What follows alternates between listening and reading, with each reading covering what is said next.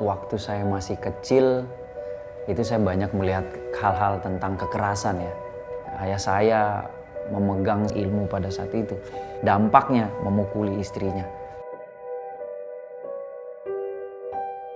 Waktu dia cari ibu saya, dia melihat bulu-bulu dalam ibu saya. Dia bilang dia harus keluarin bulu-bulu itu, makanya dia ikat. Kadang dia ikat, kadang dia telanjangin, kadang dia pukulin. Dia pakai balok ya. Pada saat itu dia pukul di kepala. Ibu saya robek kepalanya. Ibu saya sampai diikat kayak binatang. Dia nggak mau mukul mami. Dia mau mukul apa yang ada di mami. Ibu saya selalu bilang gini, bapak kamu tuh sakit Suban. Papi tuh sakit. Dan timbul keinginan untuk menyembuhkan ayah saya. Saya pergi dengan ibu saya pada saat itu ke beberapa orang pintar. Tapi tidak sembuh itu.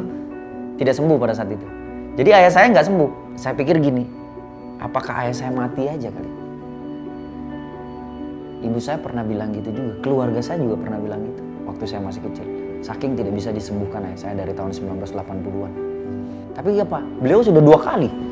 2 kali beliau coba bunuh diri. Tapi nggak mati juga tuh. Dan itu dampak membuat kondisi hidup saya menjadi satu orang yang keras pada saat itu. Gue pada saat itu berusaha untuk mencari bagaimana caranya sih untuk menjadi satu sosok yang ditakuti oleh orang.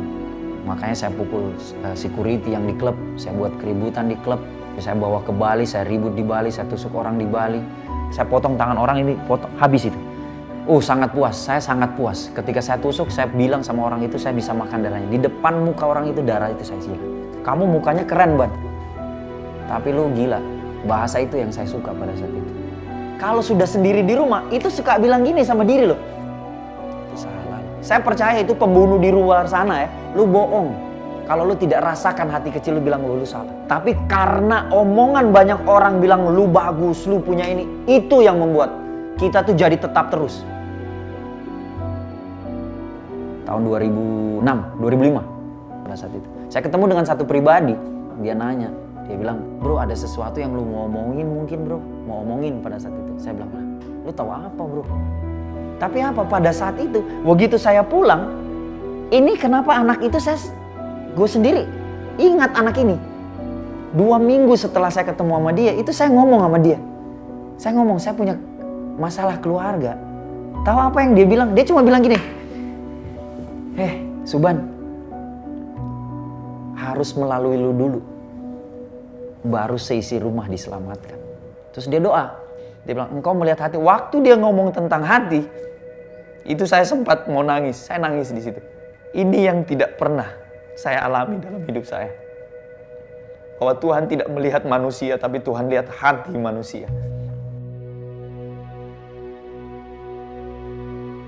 Itu ada hari di mana saya telepon ayah ke daerah. Papi pada saat itu ngomong. Papi saya ngomong ini. Dia ngomong ini. Suban, jaga adik-adikmu. Jalanmu sudah benar nak.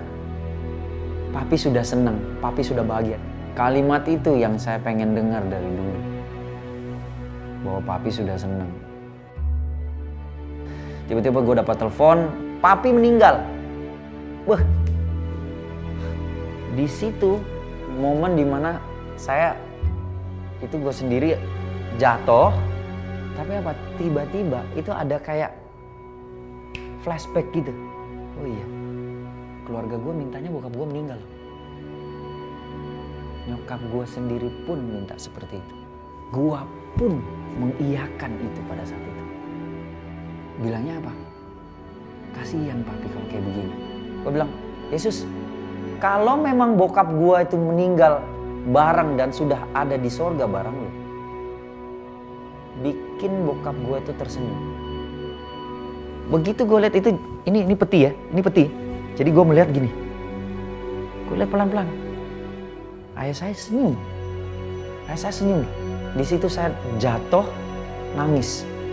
Kenapa baru sekarang saya percaya Yesus satu pribadi yang bisa menyembuhkan segala macam hal. Cari Yesus, Dia pribadi yang sangat bisa merubah. Jangan berhenti untuk berdoa bro. Jangan berhenti untuk berdoa. Jangan tahan sesuatu yang baik itu mau masuk dalam diri. Saya Muhammad Subhan, ini aku dan sebuah cerita.